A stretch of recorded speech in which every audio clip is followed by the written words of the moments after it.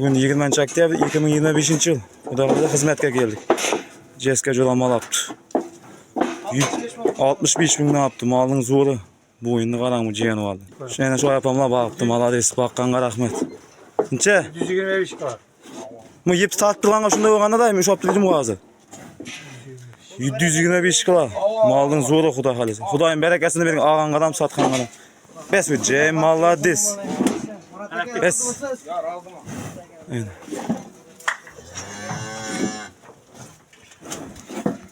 Xudo xolasa o'lchadik. 725 kilo. Bu o'yinda qarang, jiyan oldi. İşte xizmat olsa aytadasizlar xudo xolasa. Yonına chayib qo'yib o'lchaymiz, mal chechish ham shu yerda emas xudo xolasa. Rahmat cho'ra. Xudo xolasa 3-kun so'yladi ekan shu o'zi. Akalar, ukalar, boradasizlar xudo xolasa Jasurning yanına. Zo'r etib beraman dedi xudo xolasa. Malning zo'ri. Bu o'yinda qarab